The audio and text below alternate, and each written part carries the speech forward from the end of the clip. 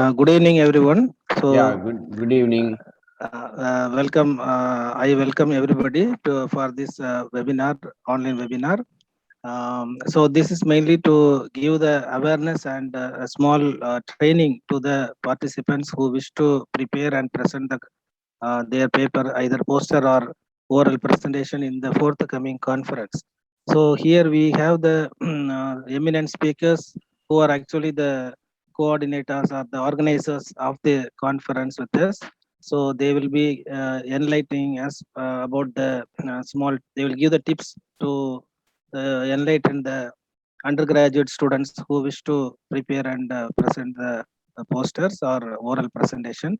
So here we have Dr. Ignacy Muthu, Dr. Joseph Das, and Dr. other Pandi two, Kumar, Dr. Pandi Kumar and Dr. Our Mutheeswaran. Mutheeswaran. Okay. So these they will give their small tips to us. So within 1 hour it will be finished.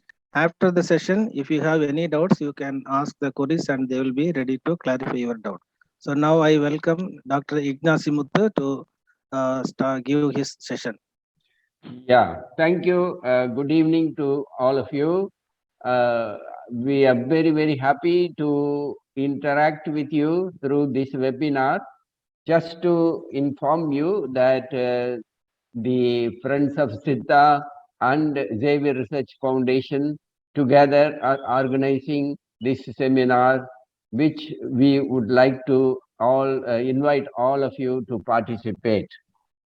This seminar, as you are aware, is to promulgate not only the importance of Siddha to people, but also to give an opportunity for young people like you, students, to take this opportunity to come forward and present your papers. That's make use of this as a platform to train yourself for future events and so on. So that is the main purpose why we thought of organizing this, and this time we are having it here in St. Xavier's College itself. And more about all these details, the other speakers will enlighten you. I do not have to stress the importance of Siddha in the lives of people. You are clearly aware that today the world is facing a lot of problems, particularly related to health. And people are looking for natural medicines which will not have any side effects.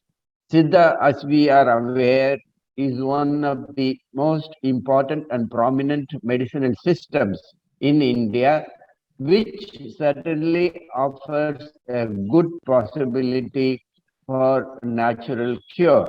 And therefore, making use of this opportunity, I would recommend all the young people to participate as many as possible and then try to present also paper, either a review paper or based on certain research that you have been doing. You are welcome to interact, and I request my other colleagues and scientists to enlighten you how this can be done, what way you can prepare, and so on. So I am just initiating this program and wishing you all the best, and also advising you to take active part in this. Wish you all the best. God bless you and thank you. Now over to the moderator. Thank you, Dr. Ignacy Muthu, with your great leadership. And already you have contributed a lot to Siddha system. And I don't know how many of the young students are aware about it. You have authored books, you have done good field studies, and with your good leadership, I am sure the youngsters, young Siddha doctors, Siddha graduate students will be benefited in this conference. Thank you, sir. Thank you. Thank you very much. Yeah. Now I invite Dr. Pandi Kumar to deliver his session. Thank you very much, sir. Respected scientists, professors, doctors, and my dear colleagues, very good evening to you all. Today, we will discuss something about in making a quality scientific presentations. Okay, am I audible? Yes, audible. Yes, sir. So, what is research? So in all field of science, there are certain knowledge gaps. What we are trying to is to fill the knowledge gaps in an organized way. So a research is an organized inquiry or search for facts. This is basic thing. Okay. For every research, there are some hypotheses. Hypothesis is nothing but some research questions. We have some questions in our mind. So to find the answers, we develop certain experiments. So we do the experiments, we get some results, we interpret the results and derive certain conclusions. These conclusions again give us new set of questions. So this is called as the research cycle. Hypothesis, experiments, data, analysis, conclusions, then again hypothesis. So this is known as the research cycle. What is the importance of research? So research is connected directly with the development. So it brings new knowledge to any system. So it is important to sharpen our intellectual level. First thing. Second one is to find new applications to the existing knowledge. Okay. And it is the foundation stone for any developmental process. What we need for research? So we need do we need any big labs, big instruments, or heavy financial support? Not at all. We need dedication, involvement, and the curiosity. These are the basic essentials to do a quality research. Of course, we need the others, but they are not essentials. So here I'm narrating a small story of Professor Tu Youyou, who is the Chinese scientist who was awarded Nobel Prize in 2015 for the discovery of artemisinin. During the Vietnam War, the outbreak of malaria is the major problem for the United States and the China, the troops of United States and the China. So both of them tried to identify novel anti-malarial drugs. The US people, they had a very good scientific platform those days. They synthesized 1.5 lakh novel chemical entities and they started screening. Whereas the Chinese part, they did not have much scientific background those days. They picked out some traditionally used medicinal plants. They had only a handful of medicinal plants, around 100. They started screening, and Professor Tu Youyou was the leader of that small team. They found that the leaves of Artemisia annua had very good anti-malarial effect, but the results were not consistent. Then she referred to the traditional literature where they mentioned to crush the plant, soak it overnight in water, then to give the infusion in the morning, not the decoction. So from that lead, she got the clue to take a low temperature extraction, and with that, she could be able to get the consistent results. Then their team was worked and they identified the artemisinin as the novel compound that is responsible for its anti-malarial effect. Then they published it as a small paper in 1977. Till 1985, this paper was not got any importance. After that, with the rise of chloroquine-resistant malaria, then importance has gained, and in 2015 it was awarded Nobel Prize.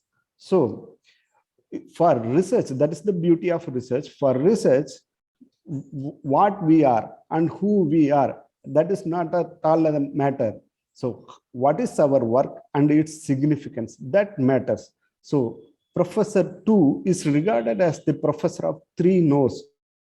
First one is she not even have a postgraduate degree. Second one is she did not have any study or research experience in abroad, and she is not a member of any scientific national academies. So this story clearly gives us a message that if our work and idea is quality enough, we can put our mark in research. So next, coming to the characteristics of quality research. So whatever might be the problem, it should be scientific, first one. Second one, objective means how we are going to approach that problem. That is known as the objective. So it should be logical. Then third one is the methodology that we are going to adapt to assess. It should be in an analytical manner, and how we are interpreting the data, it should be critical way, and it should be in a systematic way. These are the basic characteristics of research. So next, coming to the components, research components. Research has three basic components. First one is design. Second one is data collection and summarizing the results. Okay, first we look into the research design. What is the research design means? It is a like blueprint. While we erecting a building, how we prepare a blueprint, like that, before conducting a research, we prepare the methodology, how we are going to approach this problem. That is known as the research design. Why it is very much needed is to avoid repetition and to go forward. First thing. Second thing is for smooth going of all research operations, and to know every individuals involved in the research, what are their roles and responsibilities to define. So that it is possible for us to reduce the inaccuracy and to increase the efficiency of our work. So what we need to, before going for research design, what we need, first one is the literature survey. We should thoroughly survey the literature. Exact. It is consulting the experts is equally important like literature survey, because we may have some literature, but we may not know the importance of the literature that we have. So with these two, we can design our research methodology in a neat manner. So what are the components of a good research design? First one, it should have the background information. So what are all the previous works? Then hypothesis. Hypothesis is nothing but the research questions. What are the questions that we are going to investigate? Objectives, as already mentioned, how we are going to approach the problem. For example, first, we are going to extract the plant. Second, we are going to check the phytochemicals present in that plant. Third one, we are going to study the efficacy, like that, how we are going to approach the problem. Then detailed methodology, importantly, feasibility. Is it feasible for us? Then coming the budget and time frame. Then data collection. Data collection means the method, the way by which we are going to get the data. Okay, so while collecting the data, we should use widely accepted methodologies. It should be internationally accepted when go for its publication, that final stage. Okay, we should use the methodology to collect quantitative data. We all know about qualitative, quantitative, discrete and continuous variables. So we should use that quantitative data as much as possible. Then it should be reproducible and it should achieve the international confidence. Okay, then summarizing. Summarizing is the last part of any research program. Okay, so once we do certain experiments, we get some data, we analyze, interpret, and we conclude. And at that stage, we prepare various forms of reports. We disseminating, we recording and disseminating the results. It is essential step in any scientific investigation. So in that way, we are preparing various technical reports, journal articles, books and book chapters. Various forms are available. So all these forms are very much important as we think, as we experiment. Like, if we are not publishing, we cannot have any ownership on our data. So coming to the next one, what can be published and what cannot be published. So if all of us are know that we want to publish our data. So what can be published means, first one, our results should be new and original, either results or methodology that we adopted. Second one is, so even if it is already known fact, we should show some significant enhancement on the known fact. Third one is reviews. Reviews can also be published. What cannot be published means the reports of no research interest. No research interest means some are very known facts. That is the lack of novelty.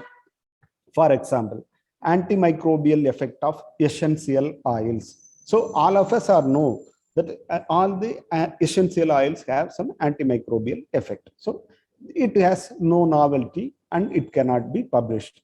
Out of the date work, for example, many of us DPPH induced antioxidant activity. So all these chemical induced antioxidant methods have no relevance in biological systems. So many journals are not accepting these days. Then duplications. For example, in alloxan induced animal model, one plant has showed antidiabetic activity. We cannot duplicate it in streptozotocin induced model. So like that, duplications are not usually accepted, and the papers with incorrect conclusions. So these cannot be published. So next, coming to the benefits. What are all the benefits that we are gaining in publication? Any publication is the record of our research. So without a publication, we cannot claim the ownership. First thing. Second thing is, so it is the evidence for the skill, particularly for a junior researcher. For example, if I know to handle the animals, it can be evident only through my publications. Second one is, so it is the important one, disseminating our scientific findings. We put our time and labor to find an answer for a question. So why should we keep it idle, and why should that valuable data should be wasted? So it is important to communicate. The fourth one is to reach the specific audience. If you could publish a paper in an internationally or nationally reputed journal, means it will reach the specific audience working on the same field. This is the importance of publishing in quality journals or quality institutes. Okay. The next one is the individual benefits, means that it is used to assess the performance of a researcher. Okay, our CV is, even if we apply for some fundings or some fellowships, our CV is assessed only based on the publication, that quality publications that we made. It is also useful for the institute. Even to these days, the NIRF and other ranking agencies, they included the criteria, the number of publications and the number of Scopus indexed publications, number of citations that the institute has gained. So these are all the importance of the publications. So all of us are interested to make quality publications. Okay, so what should have that manuscript? If our manuscript has quality, it should be certainly accepted in a quality journal. So what are all the components of a quality manuscript? Means first, it should contain some useful scientific message. Second one is the materials should be arranged in a logical manner, and it should be presented in a reader friendly manner, and it should be presented concisely and clearly, and it should not be repetitive and too verbose. These are some of the qualities of the good manuscript. So coming to the manuscript. So what are all the parts of manuscript means we all know. So but for the sake of undergraduate students, I'm just reading. First, it should have title, authors and affiliations, then abstract and keywords, introduction, methodology, results, discussion, acknowledgements, references, and then supplementary data. Okay, then coming to the title. So title is the banner for our research work. So it should be relevant, simple, and concise. First one. In title, it is a best practice not to use any abbreviations or uncommon words. It's a ideal method. Okay. Then coming to authors and affiliations. So it should be followed by the title. It is a universal rule that the authors who are conducting the experiment will be given the first authorship. The authors who coordinate the research will be given the corresponding authorships. These authorships can be shared. For example, if two persons has contributed equally, means they can share the first authorship, either the first authorship or the corresponding authorship. That is acceptable. Okay, not only two, those involved. Okay, the remaining, according to their contribution, they will be given the co-authorship. There is two authorships. That is, one is ghost authors and guest authors. Ghost author means somebody they did not contribute at all. If we include their names, means they will be designated as the ghost authors. And this guest authorship means the authors they did not contribute significantly. For example, they will show you the way for the laboratory. They will give some introduction to a laboratory. So we cannot include them as an author. So these kind of practices are marked as incorrect practices in scientific research, and they should be avoided. And give a correct and updated affiliations in any of your scientific publication. Otherwise, your work will go waste. Then coming to the abstract, this is important for today's presentation. So abstract is the advertisement of your manuscript. What you have done is mainly assessed by the abstract. Okay, it strongly influences the acceptance or rejection of our work. Okay, usually we ask the abstract of 200 to 400 words. So the components of an abstract are, first one is aim, second one is methods, the third one is results, and fourth one is the conclusion. So in the aim section, the relevance of the study, why we selected the topic, and what is the need for doing this research, that should be given. In the methods section, we should briefly explain the methodology, what methodology we adopted to gather the data.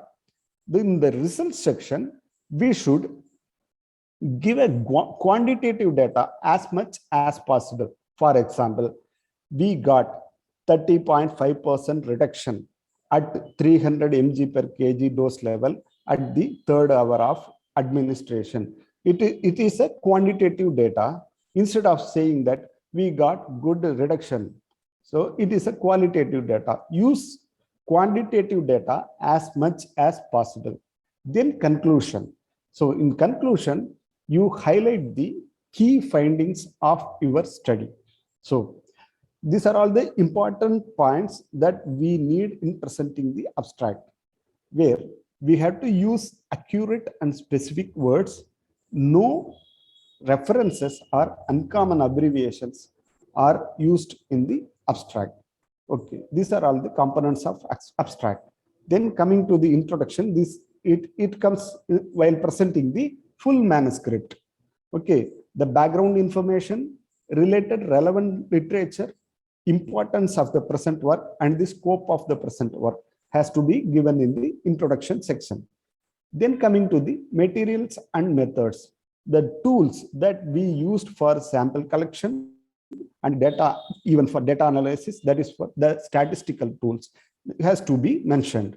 And the instruments and the methods has to be mentioned, and it should be given in a way by which another person can able to replicate our work. Okay, and if it is a previously published procedure or well-known procedure, means we can cite by back references and we can give as it as a supplementary data. And incomplete description should be avoided in any part of the manuscript, which certainly deteriorate the quality of our manuscript. So coming to the results. So in results section, only the actual findings has to be given. First thing, it should be separated in headings and subheadings, and it should be substantiated with the data in the form of tables, either in the form of tables or in the form of figures. And no tables or figures should be leave alone, that is without mentioning in the running text. And here in the result section, no interpretation is given. It is discussion is the place for discussion. Okay. So whatever the data we have, additional data, it can be presented as a supplementary data. If we add supplementary data, it will increase the weightage of our manuscript. For example, mean and standard deviation can be given in the main article. In the supplementary article, supplementary data, we can give the individual data like that. So use simple language and present in a lucid manner. It will give the clarity to our manuscript, and we will get a good acceptance rate. Then coming to the discussion, so we have to interpret our results with the previous findings, where we are agreeing, where we are differing. So that has to be discussed. And as much as possible, use quantitative description. First thing. Second one is highlight important results about which is necessary for our discussion. That has to be highlighted. And where in the discussion section, avoid sudden introduction of new concepts or ideas. Okay, and our discussion should be, we have the freedom to extrapolate our results, but we should not go into the imagination. Okay, with no scientific background. Okay, so coming to the conclusion section. So it is a summary. Only the key findings of our work has to be highlighted in the conclusion section, and tell how it advances the field. So in this section, do not repeat the results and use precise and concise terms. Okay, and indicates the usefulness of the results. And even it is better to add a statement on the limitations of the study. So these are all the important points in conclusion section. So these are all the components of a scientific manuscript. What we are going to submit for the conference is only the abstract. Okay, but we are giving a detailed description about other components also for your knowledge. Okay, then the important part of any scientific research is the ethics. So there are certain malpractices in scientific research. First one is data fabrication or manipulation. So whatever might be, either you may have a negative results, you publish, no issues. So don't manipulate the data. This is first one. Second one is the plagiarism. Plagiarism means significant use of others' work, others' statement as such. So from a already published paper, if I take a part of the sentences and use as such, means it comes under plagiarism. It is a serious scientific misconduct. Even it may be my own paper already published. My own paper means also it comes under plagiarism. That is known as self-plagiarism. It should be avoided. Okay. Then duplicate submissions, submitting one work in same time in two journals like that. Duplicate submissions should be avoided. Then it is very much important to acknowledge all the for either they may support in proofreading, they may support you financially. So you should acknowledge them for their contribution. Then inappropriate authorship. So as we discussed about ghost authorship and guest authorship, like that, inappropriate authorship should be avoided. Then conflicts of interest. So if a company is giving me a sponsorship to assess the anti-diabetic effect of their product, means while writing the manuscript, I should disclose the conflict. So it is an important ethical issue that we need to take care of it. So these are all the basics ideas. So what we discussed today is only the tip of an iceberg. Okay. So, but certainly it will give you some ideas. So don't underestimate the power of small steps. You take the first step, certainly you will reach the goal in one day. Thank you very much, sir. Thank you very much for giving the opportunity. Dr. Pandikumar has done a very good job, and his talk covered the title, some important aspect like title is the banner, abstract is the advertisement, and other aspect like ghost authors, guest authors, data fabrication, plagiarism, conflict of interest, etc. So many things he covered within a short span in a very brief manner. So it is very clear, and it give a little confidence to the audience definitely. Thank you, Dr. Pandikumar. Now I invite Dr. Joseph Das to give his session and clarify further doubts regarding this conference presentation. After his talk, I think we can ask the queries related to the related to any doubts in this these sessions. Thank you. இப்போ நான் வந்து தமிழ்லே பேசுறேன். அதிகமா சித்த மருத்துவத்தை பத்தி பேசுறதுனால எனக்கு தமிழ் தான் பேச வரும். அதனால தமிழ்ல பேசுறது நல்லா இருக்குன்னு நான் நினைக்கிறேன். என்னைய வந்து கொஞ்சம் தெளிவா சொல்லிக்கிட்டோம். முதல்ல வந்து as founder of Friends of the Medicine, I thank everybody present for having participated, especially the world-renowned scientist Father Ignacy Muthu. You may not know things about him. I would like to tell a few words. He was formerly Vice Chancellor of Bharatiyar University, and then above all, University of Madras. He is considered one among the topmost scientists in the field of botany and related studies. And now he is heading Savior Research Foundation in St. Xavier's College, wherein he is encouraging a lot of Siddha activities. Several doctors from our college, from Government Siddha Medical College, several village Vaidyas go and meet him, consult him, contribute, and get advice.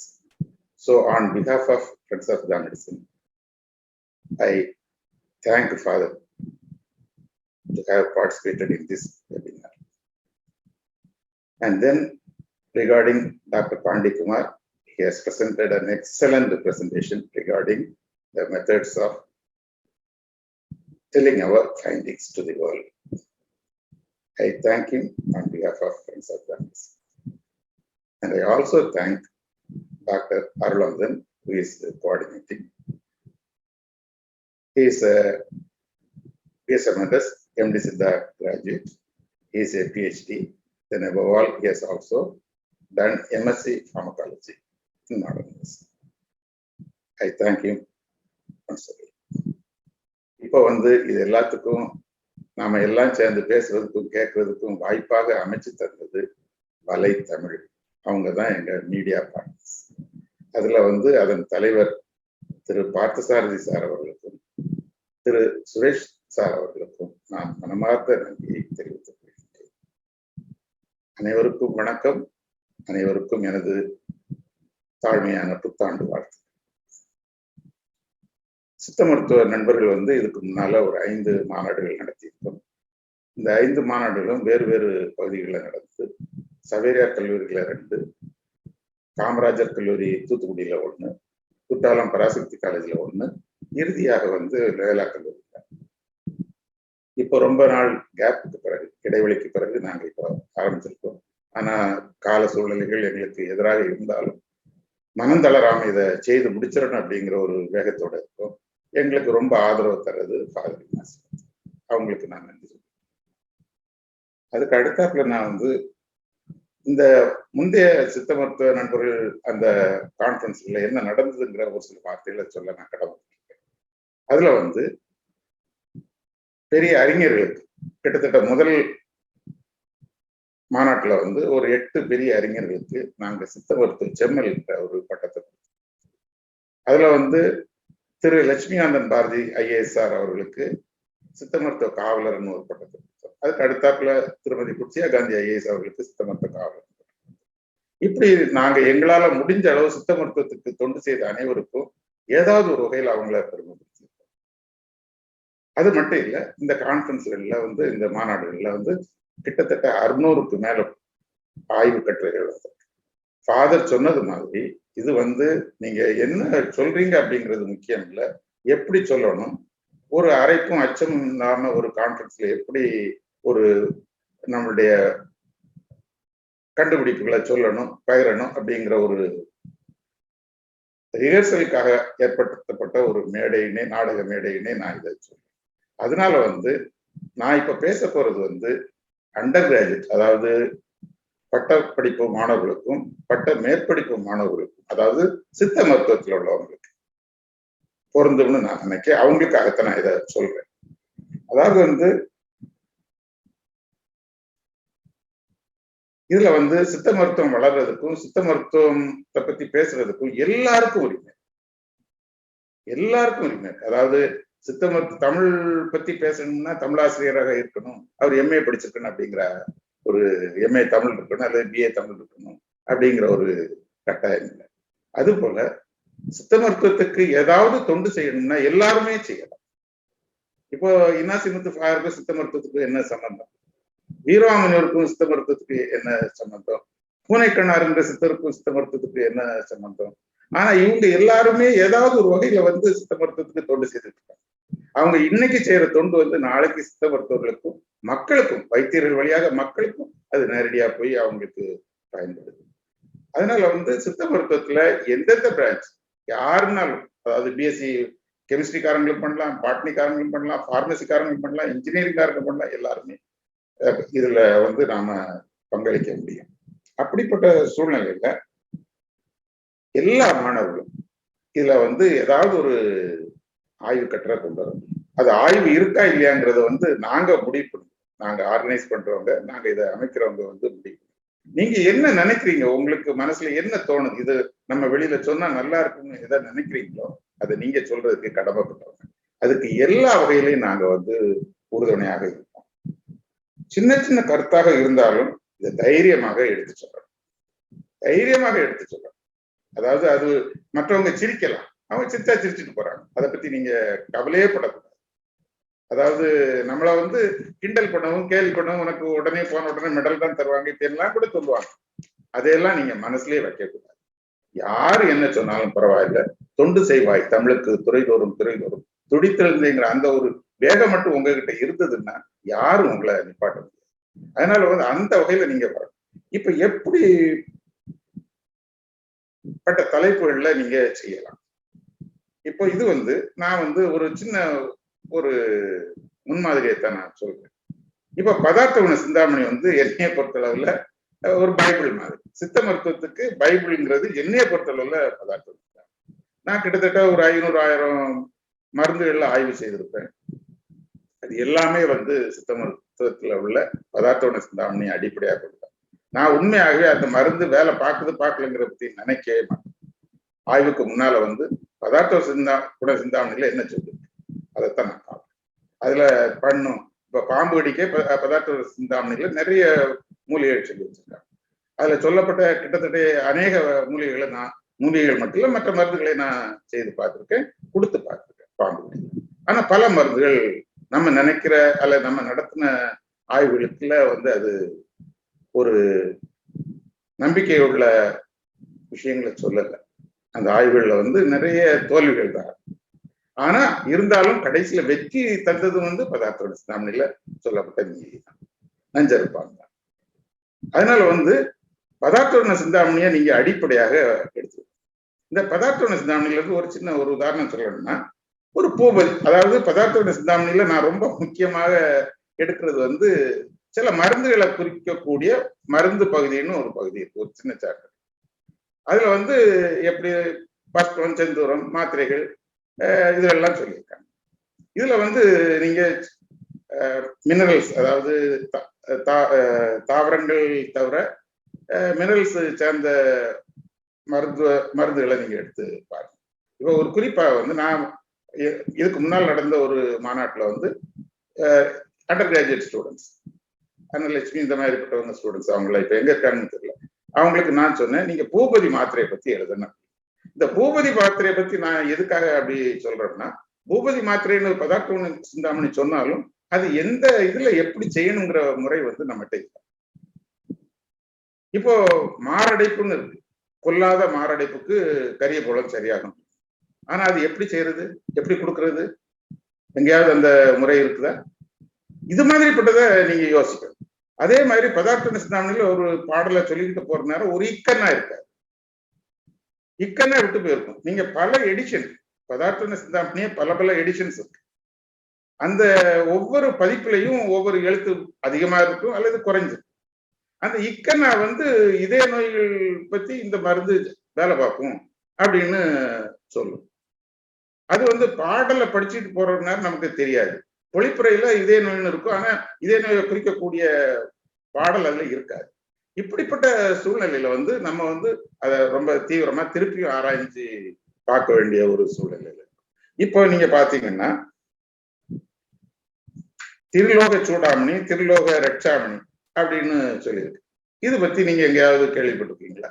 இதை பத்தி நம்ம மாணவர்கள் ஏதாவது ஒரு நூல்ல பார்த்து அது எப்படி செய்யறது அப்படிங்கிறத கண்டுபிடிச்சு இந்த கான்ஃபரன்ஸ்ல பிரசன்ட் பண்ணலாம். இந்த திருலோக சூடாமணி, திருலோக ரட்சாமணிங்கிற 2 மாத்திரைகளுமே நெஞ்சு வலிக்கு, அதாவது ஆன்ஜினா பெக்டோரிஸுக்கு உதவும்னு போட்டு. இன்னைக்கு நம்ம சித்த மருத்துவ கல்லூரியில் உள்ள இதுல நெஞ்சு வலிக்குன்னு யாராவது வந்தா ஏதாவது மருந்து கொடுக்குறது இருக்கா? முன்னால வந்து மான்பொம்பு பற்பம்னு சொல்லி கொடுத்துட்டு இருக்காங்க. ஆனா இப்ப மான்பொம்பே மானை பிடிக்க கூடாது, எல்லாம் பேன் பண்ணதுனால அது செய்ய முடியாது. அப்ப நம்ம இந்த நெஞ்சு வலிக்கு என்ன மருந்து கொடுக்குறது, அந்த இதுல நீங்க ஆராய்ச்சி செய்யணும். அதே மாதிரி மகா வசந்த குசுமாகரம், இது வந்து நீங்க நம்ம பயன்படுத்திக்கிட்டு இருக்கக்கூடிய மகா வசந்த குசுமாகரம் வந்து அந்த டெக்ஸ்ட்ல வந்து நெஞ்சு வலிக்கு பயன்படும் அப்படின்னு சொன்னது மாதிரி எனக்கு நினைப்பில்லை. எனக்கு அப்படி இருந்தா நீங்க தயவு செய்து அதையெல்லாம் நீங்க பார்க்கணும். அதுக்கு அடுத்தாப்புல ஒரு சின்ன இன்னொரு டவுட்டா உங்களுக்கு சொல்லிடுறேன், எந்த இடத்துல பார்க்கலாம். இப்போ சண்முக வேலர் வந்து அருளமுதன் தம்பி அருமையான ஒரு பதிவை வந்து வாட்ஸ்அப்ல போட்டிருந்தாரு. அதுல வந்து ஜிடி நாயுடுவை பத்தி எழுதியிருந்தார்.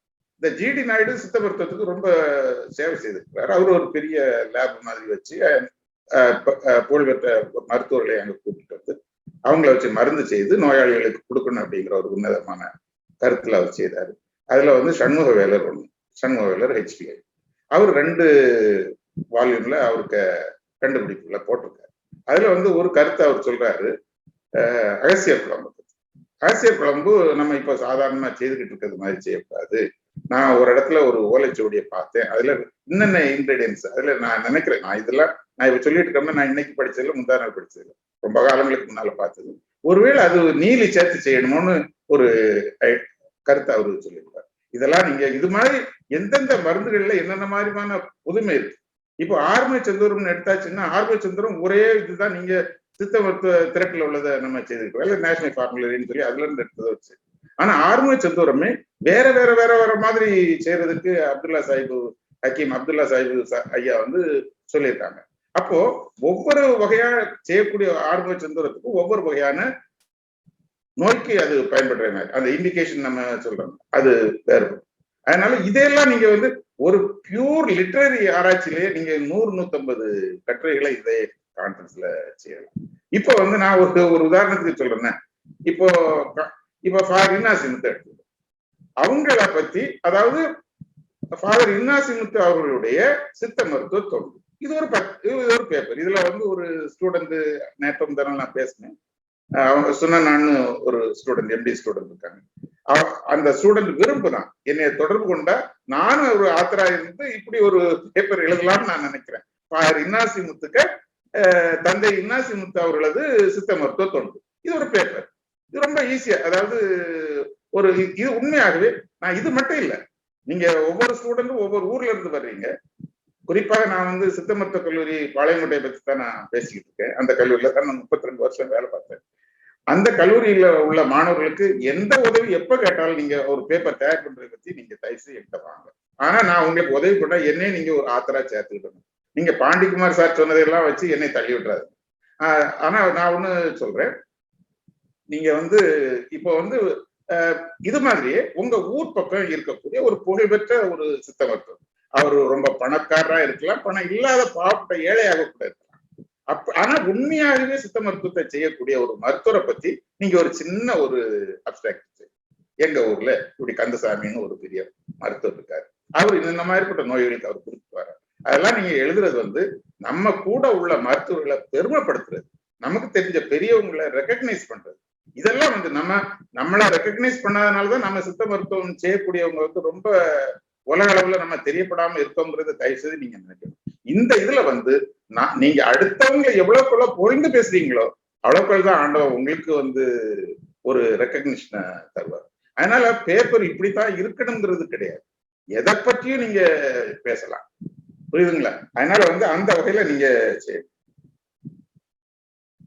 அதே மாதிரி இப்ப அப்துல்லா சாஹிப் பத்தி நான் ரொம்ப காலமா தெரிஞ்சுக்கிட்டேன். ஏன்னா அவர் ரொம்ப பெரிய ஒரு சமுதாய சீர்திருத்தவாதின்னு நான் சொல்ல மாட்டேன். அவரு சித்த மருத்துவத்துக்கு நிறைய மருத்துவ முறைகளை சொல்லியிருக்காரு. என்னுடைய பிராக்டிஸ்ல கூட நான் அவர்கிட்ட இருந்து நிறைய ஃபார்முலாக்களை நான் பயன்படுத்துவேன். அவரு எப்படி இருந்தாரு, அவருக்கு காலம் எப்படி, அவருக்கு வாழ்க்கை முறை எப்ப இறந்தாரு, இதெல்லாம் நமக்கு தெரியாது. 12 அப்பமே ஸ்ரீதரன்னு தியாகராஜன் சார் சொல்லியிருப்பாரு. நீங்க ஒருத்தர் தியாகராஜன் சாரை, நான் வந்து தியாகராஜன் சாரை பத்தி, CS உத்தமராஜன் சாரை பத்தி எல்லாம் நான் எழுத போறேன் இந்த இதுல, எனக்கு தெரிந்த சித்தர்கள், அது வேற விஷயம். ஆனா நீங்க ஒவ்வொருத்தரும் உங்க ஊர்ல தெரிஞ்ச பெரியவங்களை பத்தி நீங்க ஒரு கட்டுரையாக பண்ணணும். அதுக்கு அடுத்தாப்புல உங்களுடைய ஒத்துழைப்பு இந்த கான்ஃபரன்ஸ் நடக்கிறதுக்கு ரொம்ப ரொம்ப அவசியம். அது எதனால அவசியம்னா, நீங்க இதுல வந்து இப்போ ஒரு 60 பேரோ 50 பேரோ தான் நீங்க பார்ட்டிசிபேட் பண்ணிருக்கீங்க. ஒரு சிலர் இனி அவங்க வலைத்தமிழ்காரங்க திருப்பி அவங்க யூடியூப்ல போட்ட நேரம் பார்க்கணும். ஆனா என்ன தேவைன்னா, எங்களுக்கு வந்து பொருளாதார சிக்கல்கள் நிறைய இருக்கு. நான் உங்களுக்கு ஒரு உதாரணத்துக்கு ஒரு உன்னதமான ஒரு கருத்தை நான் சொல்றேன். டாக்டர் ஜெயபிரகாஷ் நாராயணன் உங்களுக்கு நல்லா தெரியும், ஜெயா மெடிக்கல் அந்த இதுன்னு வச்சிருக்காங்க. அவங்க வந்து அவங்களுக்கு எங்களுடைய நோட்டீஸ் கூட போடல. ஆனா போறதுக்கு முன்னாலே அவங்க ஏதோ எப்படியோ கேள்விப்பட்டிருக்கு, ஃப்ரெண்ட்ஸ் ஆஃப் த மெடிசனுக்கு 20,000 ரூபாய் டொனேஷன் கொடுத்துருக்காங்க.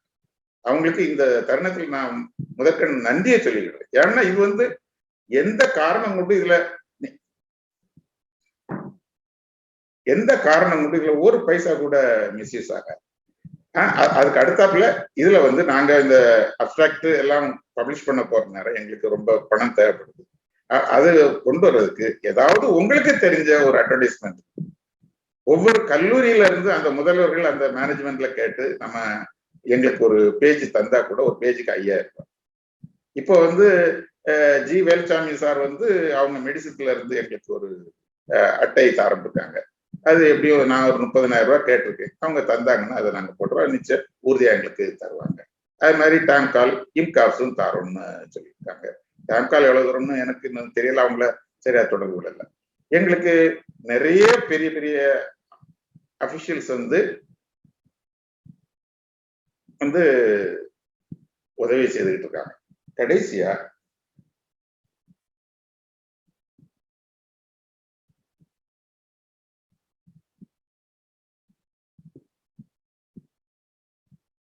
இப்போ ஒரு சிலர் வந்து கேள்வி கேட்கிறாங்க, அதாவது நாங்க அப்டிராக்ட் தந்தா ஃபுல் பேப்பர் எதுவும் பப்ளிஷ் பண்ணுவீங்களா?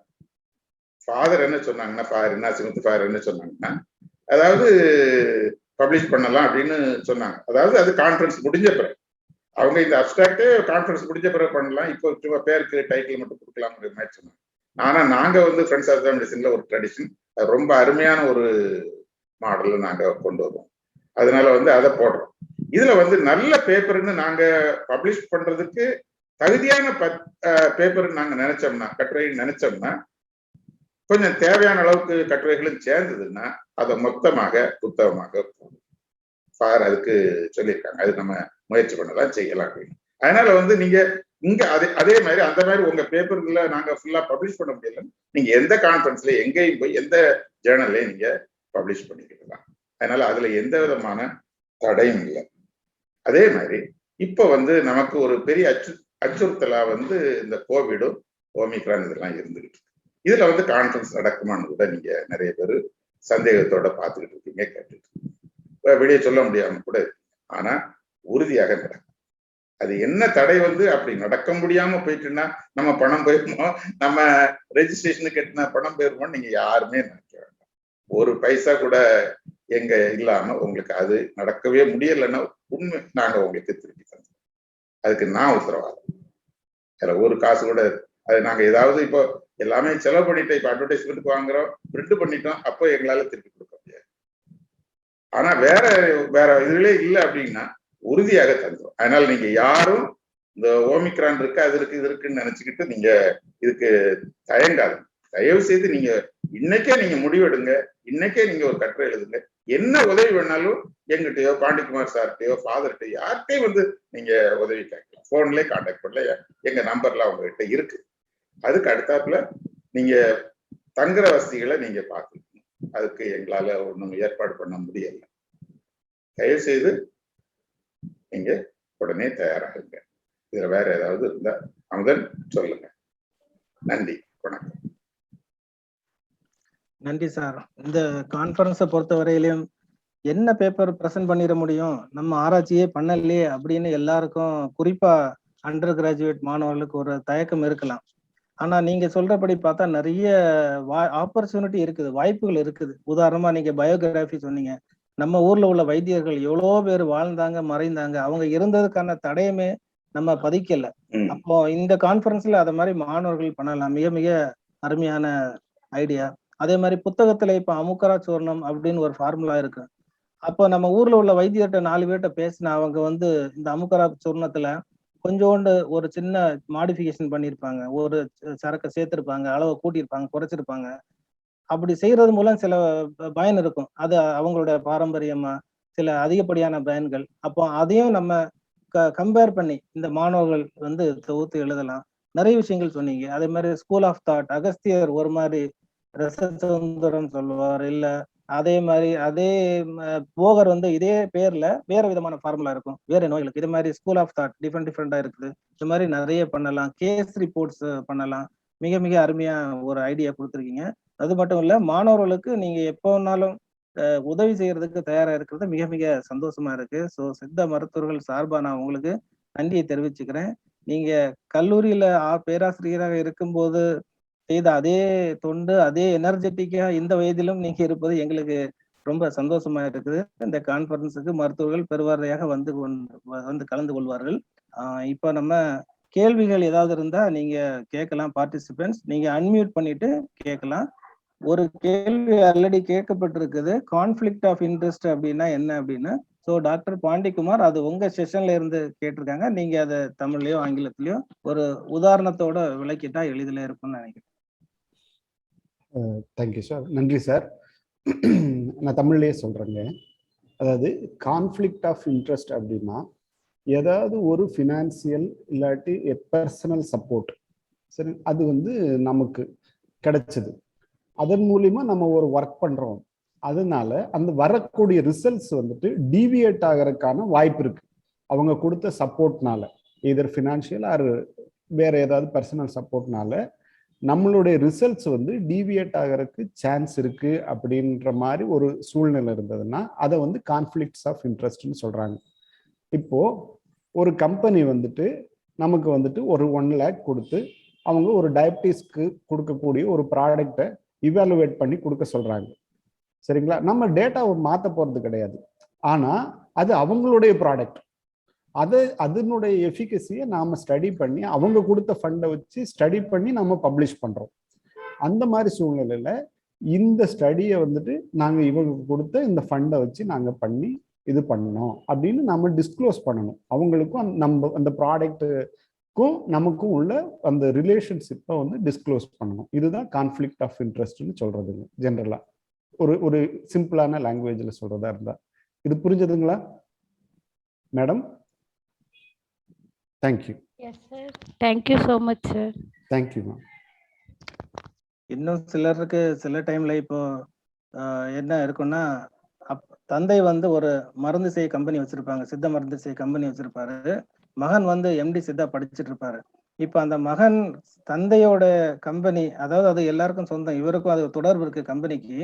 அப்போ தந்தையோட கம்பெனியோட மருந்து அந்த மகன் வந்து கல்லூரியில் ஆராய்ச்சி பண்ணி பப்ளிஷ் பண்றாரு. அப்படிப்பட்ட நேரத்துல கூட இது ஒரு நல்ல சிறப்பான மருந்து ஒவ்வொன்று பப்ளிஷ் பண்ணிட்டு, பிறகு அந்த ரீடர்ஸ் படிக்கக்கூடியவங்க ஏதோ ஒரு சூழ்நிலையில இது இந்த மருந்தை பத்தி புகழ்ந்து சொல்லக்கூடிய இவர் வந்து இந்த கம்பெனிக்கு சொந்தக்காரர் தான், ரத்த உறவு தான் தெரியும் பட்சத்துல அந்த பப்ளிகேஷனை கொஞ்சம் குறைத்து மதிப்பிடுவதற்கான வாய்ப்பு இருக்குது. அதனால முதல்லயே இந்த பப்ளிஷ் பண்றப்பவே இந்த தொடர்பையும் நம்ம எழுதலாம். இதையும் வந்து கான்ஃப்ளிக்ட் ஆஃப் இன்ட்ரெஸ்ட்ல முதல்ல நம்ம வெளிப்படைத்தன்மை, ஏதாவது தொடர்பு இருக்கா, பணம் வாங்கியிருக்கோமா, இல்ல என்ன ஏதாவது உறவு இருக்கா, இல்ல என்னுடைய சொந்த கம்பெனியா, இதை முதல்ல வெளிப்படுத்தி விட்டா அந்த அதை குறைத்து மதிப்பிடுவதை அது வந்து அவாய்ட் பண்ணும். அதுவும் இந்த கான்ஃப்ளிக்ட் ஆஃப் இன்ட்ரெஸ்ட்ல வரக்கூடியதாங்க. நன்றி. ஸோ வேற யாராவது சந்தேகங்கள் இருந்தா கேட்டுக்கலாம். அதாவது ஒரு சின்ன கான்ட்ரிபியூஷன். எந்த ஒரு ஸ்டூடெண்ட் வந்து ஒரு ப்ரொப்ரைட்டரி ட்ரக்கை வந்து அவங்களுக்கு டெஸ்டினேஷன்ல எடுத்து செய்யக்கூடாது. நம்ம பாரம்பரியமான மருந்தை தான் அவங்க செய்யணும். அப்படிங்கிறதுனால மொத்தமே கல்லூரியும் அரசுக்கு பணம் வந்து வேஸ்ட் ஆகும், மிஸ்யூஸ் ஆயிடும். அதனால அது first rate conflict of interest. அதனால அது அலோவ் பண்ண கூடாது. அவங்களுக்கு டவுட்டே இல்லைன்னா நாங்க பிரசன்ட் பண்ணது சரியா பண்ணலன்னு அர்த்தம். அப்படித்தானே? இது மட்டும் இல்ல, இது எல்லாரும் சித்த மருத்துவர்கள் தான் sir. Doctor Joseph Das sir நம்ம கல்லூரியில பாடம் எடுத்த நம்ம பேராசிரியர், அதனால அவருக்கு தெரியும் நம்ம சூழ்நிலைகள். நீங்க தைரியமா கேளுங்க sir. Language of presentation is English or in regional லாங்குவேஜ்னு ஒரு கேள்வி இருக்கு சார். அது வந்து அதுல ப்ரோஷூர்லயே போட்டிருக்கோம்ல, it can be either in English or in Tamil. தமிழ்ல இருக்கலாம், ஆங்கிலத்துல இருக்கலாம். அது எல்லா கான்ஃபரன்ஸ்லயும். அதனால வந்து இங்கிலீஷ்ல தான் இருக்கணுங்கிறது அவசியமே இல்லை. ஏன்னா நம்ம இது தமிழ் மருத்துவம். அதனால வந்து தமிழ்ல இருக்கலாம், இங்கிலீஷ்ல இருக்கலாம். இங்கிலீஷ்ல இருந்தா இன்னும் நல்லது. அவ்வளவு.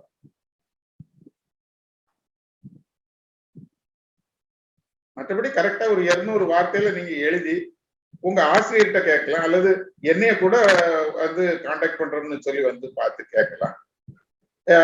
அருளமதனுக்கு நீங்க அனுப்பி கொடுத்து கேட்கலாம். இப்படி எல்லாம் செய்யலாம். பாண்டிக்குமார் சார்ட்ட நீங்க கேட்கலாம். ஒரு சில ஸ்டூடெண்ட்ஸ் சேவிஸ் காலேஜ் போய் நாங்க எப்படி பண்றது வைக்கிறேன்னு கேட்டாங்களா. அப்படிப்பட்டவங்க ஏதாவது தெரிஞ்சுக்கிடணும், அல்லது இது யூடியூப்ல வந்ததுன்னா தயவுசெய்து திருப்பியும் பாருங்க. திருப்பியும் பார்த்தீங்கன்னா உங்களுக்கு இன்னும் ஒரு சில சந்தேகங்கள் நிவர்த்தி ஆகும். நம்ம கட்டாயம் பெரிய ஆராய்ச்சி தான் செய்து பண்ணணும் இல்லை. நான் என்னுடைய அனுபவத்தை உங்களுக்கு சொல்றேன். 75 வந்து ஆல் இந்தியா பார்மகாலஜி காங்கிரஸ் வந்து மெட்ராஸ் மெடிக்கல் காலேஜ்ல நடந்தது. அப்ப நான் வந்து இங்க சித்த மருத்துவ கல்லூரிக்கு வந்து ஒரே ஒரு வருஷம் தான் ஆயிருக்கு. 74 பிப்ரவரியில நான் இந்த கல்லூரிக்கு வந்தேன். அப்போ இங்க நான் பண்ண முதல் 2 பேப்பர் வந்து ஒன்று கிளியலுப்பை பத்தி பண்ணேன், ஒன்று வந்து கிளியரோடென்ட்ரான் எனர்மி. இந்த கிளியரோடென்ட்ரான் எனர்மி எதனால நான் அது ரொம்ப ஆர்வமா எடுத்தேன்னா, என்னுடைய தாய்வழி தாத்தா, எங்க ஆத்தாவுக்கு அப்பா, அவர் வந்து ஒரு வைத்தியர்னு கேள்விப்பட்ட, அவர் நான் பார்த்தது. அவர் வந்து இந்த கிளியரோடென்ட்ரானை தான் பல வகையான எண்ணெயில வந்து பயன்படுத்துவார். எங்க ஆத்தா சொல்ல கேள்விப்பட்டிருக்கேன். இந்த இதைத்தான் யூஸ் பண்ணுவாங்க. அதனால அந்த கிளியரோடென்ட்ரான் ஒரு நல்ல ஒரு காலமா கல்லூரி வளாகத்துக்குள்ளே நின்றுகிட்டு இருந்து, நடுநாயகம் ஒரு டேப் பக்கத்துல, வாட்டர் டேப், அதுல இருந்து இலையும் ஈஸியா கிடைச்சிருந்தாச்சு. அதை உண்மையாகவே அந்த பார்மகாலஜி காங்கிரஸ்ல கொண்டு பிரசன்ட் பண்ணேன். ரொம்ப பேர் அப்ரிஷியேட் பண்ணேன். ரொம்பன்னா ரொம்ப, நான் அப்ப ரொம்ப சின்ன பையன், ரொம்ப பேர் இது பண்ணாங்க. அதே மாதிரி நம்ம அப்போ சில தடவை இதுக்கு தமிழ்ல என்ன பேருன்னு கேட்டா சங்கங்குப்பி, இப்ப சங்கங்குப்பின்னு நாங்க சொல்லிட்டு இருக்கோம். அப்போ சார் என்ன சொன்னாங்கன்னா, இது வந்து பீச்சங்கன் சார் அப்படின்னு. நான் இப்படி பீச்சங்கன்னு சொல்ற நேரமே தமிழ் தெரிஞ்ச எல்லாரும் ஒரு மாதிரி சிரிச்சுட்டு இருந்தாங்க. ஆனா அதான் பீச்சங்கன் தான் இருக்கும் போலன்ட்டு நான் அது இதுல என்னுடைய இது அந்த இதுல அந்த ரெக்கார்ட்ல இருக்கு அந்த அப்டேக். ஆக நான் வந்து யாரு கிண்டல் பண்ண, ஆனா என்னை நிறைய பேர் எங்க காலேஜுக்கு வரீங்களா, எங்க லேபுக்கு வரீங்களான்னு கூப்பிட்டாங்க. இதுதான் இந்த பிரசன்டேஷன்ஸ்ல உள்ள ஒரு பெருமை. இப்ப நீங்க வந்து தைரியமா பண்றீங்கன்னா, நாளைக்கு ஒரு இன்டர்வியூக்கு போனா கூட நான் ஒரு பேப்பர் பண்ணியிருக்கேன், அது பண்ணியிருக்கேன், இது பண்ணியிருக்கேன்னு சொல்லி ஒரு போல்டா யாரையும் ஃபேஸ் பண்ண வரும். ஒரு சுப்பீரியாரிட்டி காம்ப்ளெக்ஸ் நம்மள அறியாம வரும். அதுக்குத்தான் இந்த இது நம்ம மாணவர்கள் இதை பயன்படுத்தன்னு நான் விரும்புறேன். சார், இன்னும் 2 கேள்வி இருக்கு. பிரசன்டேஷன் டைமும் அப்புறம் வந்து எவ்வளவு நம்பர் ஆஃப் ஸ்லைட்ஸ் இருக்கலாம் அப்படி ஒரு கேள்வி இருக்கு சார். இல்லையா, அதாவது பிரசன்டேஷன் டைம் வந்து 7 நிமிஷம் 3 நிமிஷம் கொஸ்டின் ஆன்சர், மொத்தம் ஒரு நபருக்கு 10 நிமிஷம். அதே மாதிரி போஸ்டர் செஷன் இருக்கு. அதாவது ஸ்லைட்ஸ் வந்து ஒரு 5 ஸ்லைடு போதும். அதாவது இது வந்து you are presenting only abstract. அந்த அப்ஸ்ட்ராக்டை பிரசன்ட் பண்றதுனால நீங்க வந்து அது ஷார்ட்டா இருந்தா போதும், முக்கியமான விஷயத்தை மட்டும் சொன்னா போதும். அதாவது இப்போ வந்து இந்த ரட்சாமணி பத்தி பேசிட்டு இருந்தோமே, இந்த ரட்சாமணிக்கு என்ன சொல்ல போறீங்க, பதார்த்தோட சிந்தாமணிக்கு இப்படி 2 மருந்து பத்தி சொல்லி, இது எங்க இந்த ப்ரிப்பரேஷன் இருக்குன்னு எங்களால இன்னும் கண்டுபிடிக்க முடியல. அதை நான் கண்டுபிடிச்சிட்டேன். நான் சொல்ல புரியுதா? இப்போ பூபதி மாத்திரையை பத்தி நான் அதுல ஏன் இன்ட்ரெஸ்ட் எடுத்து அதை சொன்னோம்னா, அந்த பூபதி மாத்திரையில மட்டும்தான் வந்து பதார்த்தோட சிந்தாமணியில ஒரு இது வந்து ஒரு ஆண்மை பெருக்கி, பெண்களை வசியப்படுத்தும் அப்படின்லாம் சொல்லியிருக்கு. அந்த அவ்வளவு ப்ரிப்பரேஷன்ஸ்லையும் அந்த மாத்திரைகள், அதாவது ஆல்ரெடி ப்ரிப்பேர்டு ட்ரக் லிஸ்ட்ல பதார்த்தோட சிந்தாமணியில வந்து இதை படிச்சிருக்கு. அப்ப இது எப்படின்னு நான் பல தடவை கேட்டேன். அப்ப நம்ம இந்த ஸ்டூடெண்ட்ஸ் கிட்ட சொன்ன உடனே அவங்க பூபதி மாத்திரையை ஒரு 4-5 ஆத்தர்ஸ் சேர்ந்து எழுதிட்டு வந்து ஒரு கான்ஃபரன்ஸ்ல பிரசன்ட் பண்ணாங்க. ஆக எல்லா மருந்துக்கும் வேற வேற. அதே மாதிரி இன்னொன்னு சொல்றேன், ஒடிவு முறிவுக்கு வந்து யாராவது எங்கேயாவது உளுந்து மாவு வச்சு கெட்டுறதை கேள்விப்பட்டிருக்கீங்களா? உளுந்து மாவை வந்து பிளாஸ்டர் ஆஃப் பாரிஸ் மாதிரி கெட்டுற முறை வந்து நம்ம ஏடுகள்ல என்கிட்ட கிடைச்ச ஒரு ஏட்டுல அவ்வளவு இருக்கு. ஆக இப்படி எல்லாமே வித்தியாசமாக மாறுபட்ட கருத்துக்கள் நிறைய இருக்கு. நீங்க என்னைய விட ரொம்ப படிச்சவங்க நீங்க, அப்படிங்கிறனால நீங்க வந்து ரொம்ப அருமையாட்டு கொண்டு வரலாம், எல்லாருக்கும் பயன்படும். அடுத்து 2 கேள்வி இருக்கு சார். ஒன்னு வந்து எக்ஸ்டர்னல் தெரப்பி சம்பந்தமான டாபிக் எடுக்கலாமா, அதுல எந்த மாதிரி பேப்பர் பிரசன்ட் பண்ணலாம் அப்படின்னு கேட்டிருக்காங்க. அதை சொல்லுங்க, அதுக்கப்புறம் அடுத்த கேள்வி. சரி, இப்போ எக்ஸ்டர்னல் தெரப்பி ஒரு எக்ஸாம்பிளுக்கு அந்த தம்பி யார் கேட்டதுன்னு தெரியல, நான் சொல்றேன். இப்போ எக்ஸ்டர்னல் தெரப்பியில வந்து நீங்க பிண்ட தைலமும் பாதகேசரி தைலம், இந்த 2ஐயும் நீங்க கம்பேர் பண்ணி சொல்லலாமே. இப்ப நான் உங்களுக்கு அந்த பேப்பருக்கே ஒரு கருவை நான் சொல்லிடுறேன். இப்போ இந்த சொல்றது, இப்போ பாதகேசரி தைலத்துக்கும் பிண்ட தைலத்துக்கும் என்ன வித்தியாசம்? ரெண்டுமே வந்து ஆன்டி இன்ஃப்ளமேட்டரி. நம்ம எக்ஸ்டர்னலா அப்ளை பண்ற நேரம் வாத வலி குறையும், வீக்கம் குறையும், எல்லாம் குறையும் நாங்க எடுத்துக்கிட்டீங்க. ஆனா பாதகேசரி தைலம் கொஞ்சம் இந்த ஆன்டி இன்ஃப்ளமேட்டரி ஆக்ஷன்ல கொஞ்சம் பொட்டன்ட், கொஞ்சம் அதிகமாட்டு வேலை பார்க்கும். பிண்ட தைலம் இதெல்லாம் நாங்க கம்பேர் பண்ணி செய்திருக்கோம். நம்ம ஒரு சில ஸ்டூடெண்ட்ஸ் செய்திருக்காங்க என்னுடைய காலத்துல, பிஜி ஸ்டூடெண்ட்ஸ் அவங்க டெஸ்ட். இப்போ இதுக்கும் அதுக்கு என்ன வித்தியாசம்? பாதகேசரி தைலத்தை தோல் நோயில பயன்படுத்த முடியாது, பிண்ட தைலத்தை பயன்படுத்த முடியும். அப்ப இந்த 2ஐயும் நீங்க சொன்னாலே ஒருத்தருக்கு தோல் நோயும் இருக்கு, வீக்கமும் இருக்குன்னா நம்ம எந்த தைலத்தை சொல்லுவோம்? பிண்ட தைலத்தை சொல்லுவோம். ஆக இப்படி எக்ஸ்டர்னல்ல வந்து நிறைய வேறுபாடு இருக்கு. இப்ப நான் சொன்ன உளுந்த மாவு அதுவும் எக்ஸ்டர்னல் தானே. அப்ப இப்போ பிளாஸ்டர் ஆஃப் பாரிஸ்க்கு நமக்கு ஒரு சப்ஸ்டியூட் உளுந்த மாவு மாதிரி தெரியுது இல்லையா? சரி, இப்போ உளுந்த மாவு நம்ம மூதாதையர்கள் சொன்னாங்க, நம்ம இப்போ உள்ள மைதா மாவு யூஸ் ஆகுமான்னு பார்க்கலாமே, கோதுமை மாவு யூஸ் ஆகுமான்னு பார்க்கலாமே. ஏன் நம்ம அது மாதிரி நினைச்சு பார்க்க கூடாதுன்றதுதான் என்னுடைய ஒரு கருத்து. நன்றி சார். அப்ப எக்ஸ்டர்னல் தெரபிஸ்ல இப்போ லிட்ரேச்சர் பேஸ்ட் பேப்பரும் பிரசன்ட் பண்ணலாம், உங்களுடைய கிளினிக்கல் எக்ஸ்பீரியன்ஸா உள்ளதே நீங்க பிரசன்ட். ஆமா, லிட்ரேச்சர் தான் நமக்கு முக்கியம். லிட்ரேச்சரை நீங்க வந்து பாயிண்ட் அவுட் பண்ணி இதுக்கு இம்பார்ட்டன்ஸ் கொடுத்தீங்கன்னா அடுத்து வரக்கூடிய ஆராய்ச்சியாளரோ அல்ல இவரே கூட வந்து அதுல கிளினிக்கல் ஒர்க்கு போயிடலாம். சார், அடுத்து போஸ்ட் கான்ஃபரன்ஸ் டூரை பத்தி கேட்டிருக்காங்க சார், எனி டீடைல் அப்படின்னு. போஸ்ட் கான்ஃபரன்ஸ் டூர் பாபநாசம்னு போட்டிருக்கீங்க. அதுல கோயம்புத்தூர்ல இருந்து கூட ஒரு நம்ம சித்தா டாக்டர் கிட்ட கேட்டாங்க. அதாவது உறுதியா இருக்குது, எத்தனை பேர் சேர்றாங்களோ அவங்கள கூட்டிட்டு போவோம். அது எவ்வளவு ஆகுங்கிறது வந்து என்னால இப்ப சொல்ல முடியாது. ஆனா எதுவுமே வந்து எக்ஸார்பிட்டண்டா இருக்கு. நான் சொல்ல புரியுதா? ஒருவேளை ஒரு 500 ரூபாய் ஆகலாம்னு நினைக்கிற ஒரு கேண்டிடேட். ஆனா அது ரொம்ப யூஸ்ஃபுல்லா இருக்கு.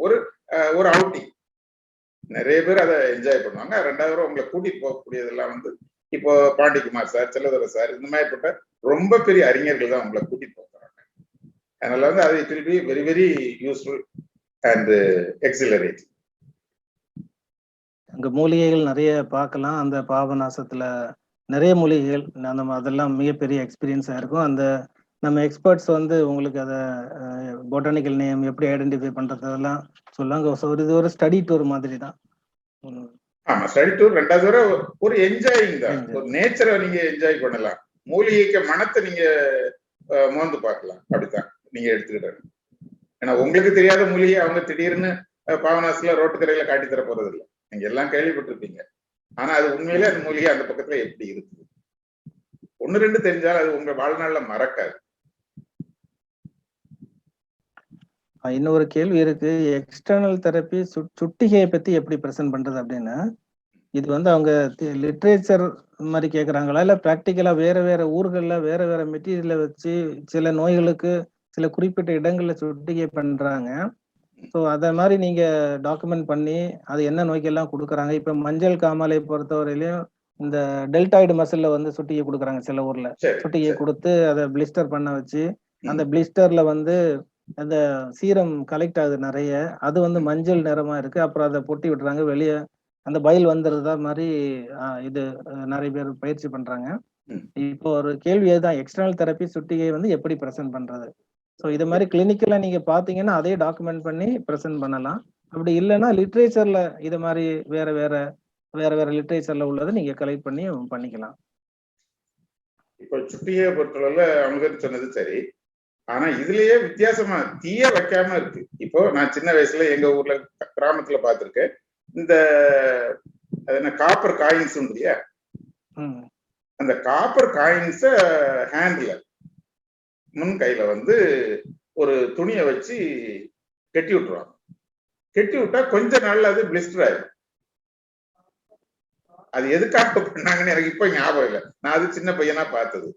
இதை நீங்க விசாரிக்கலாம். சுட்டிகையில வந்து இந்த மாதிரிப்பட்ட பழக்கங்கள் இருந்திருக்கு நம்ம ஃபோக்லோர்ல. சார் ஒரு சின்ன பாயிண்ட் பண்ணலாம்னு நினைக்கிறேன். சொல்லுங்க, தாராளமா சொல்லுங்க. தேனி பக்கம் வந்து கொடிவேலி வேற வச்சு பிளிஸ்டர் கிரியேட் பண்ணுறது ஒரு பழக்கம் இருக்கு சார்.